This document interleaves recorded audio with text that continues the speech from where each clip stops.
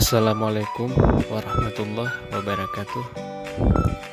Dengan saya Muhammad Iksan, NIM 180210-245. Di sini saya akan menjelaskan tentang komunikasi logistik. Pertama-tama saya akan memberi sedikit pengertian dari komunikasi. Komunikasi adalah proses penyampaian informasi melalui pesan. Ide dan ide dari satu pihak ke pihak lain.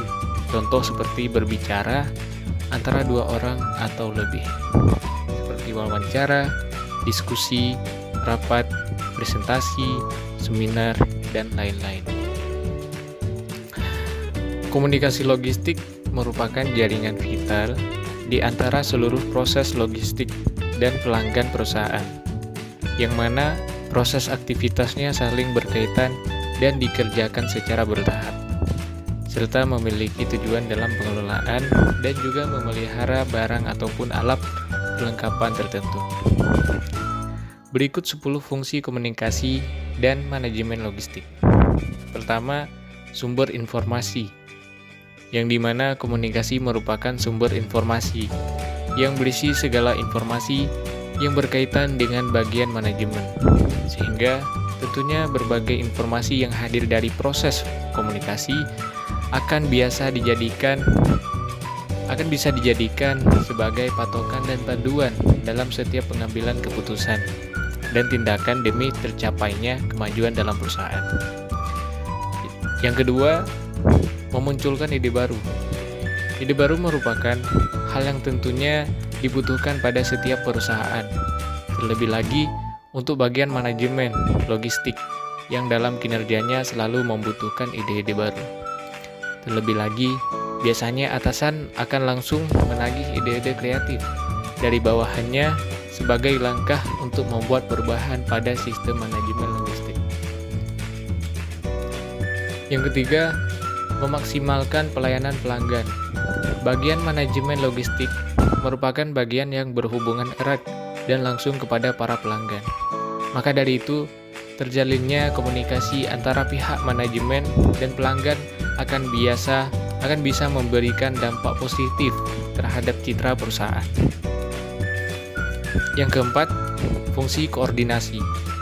Koordinasi merupakan bagian penting dalam sebuah manajemen, sebab fungsi keutamaan bagian manajemen adalah mengkoordinasikan semua bagian dengan baik dan benar. Oleh karena itu, maka komunikasi sangat penting untuk membangun koordinasi baik dalam ataupun di luar bagian manajemen logistik, seperti peranan media sosial dalam berkomunikasi. Kelima, memberi perubahan. Komunikasi merupakan salah satu elemen penting untuk dapat menjadikan perubahan dalam sistem manajemen agar lebih terstruktur dan terorganisasi. Dan yang keenam, forum berdiskusi. Diskusi menjadi hal yang sangat penting, terutama dalam memecahkan berbagai masalah yang bisa saja timbul dalam proses manajemen. Dan diskusi menjadi forum memecah kebuntuan dan juga menjadi hal yang wajib dilakukan dengan baik dan seksama, seperti pengaruh media baru dalam komunikasi. Ketujuh, menyusun sistem informasi logistik.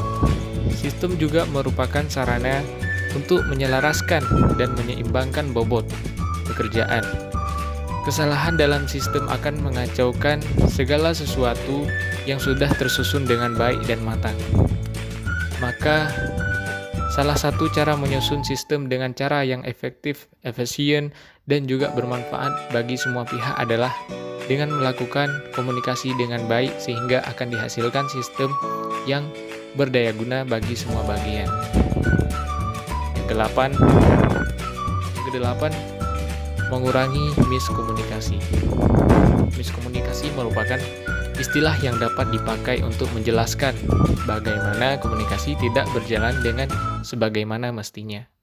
Pada banyak kasus miskomunikasi dapat menimbulkan berbagai masalah yang pada akhirnya menyebabkan ketegangan dan juga kesalahan sistem sehingga berdampak langsung baik bagi kinerja karyawan maupun kinerja perusahaan. 9. Meningkatkan efektivitas kerja, terutama dalam bagian manajemen, yang pastinya membutuhkan adanya keintensifan yang juga keefektifan dalam berkomunikasi. Jika komunikasi tidak berjalan dengan lancar, maka bukan tidak mungkin sistem manajemen akan dapat terganggu, bahkan hal ini akan bersifat sangat fatal, terutama dalam kinerja bagian manajemen logistik. Dan yang terakhir, menghubungkan karyawan. Komunikasi adalah hal yang mampu menghubungkan banyak orang, tidak hanya dalam satu forum, tetapi juga dari berbagai forum dan bidang. Jika hubungan yang berlangsung berjalan dengan baik, maka sudah tentu akan bisa memberikan dampak yang baik bagi kinerja perusahaan. Dari 10 fungsi komunikasi logistik yang saya jelaskan tadi, tentu sangat penting dalam kinerja sebuah perusahaan. Demikian penjelasan tentang komunikasi logistik. Semoga materi kali ini bisa menambah wawasan dan pengetahuan Anda semua. Sekian dari saya. Assalamualaikum warahmatullahi wabarakatuh.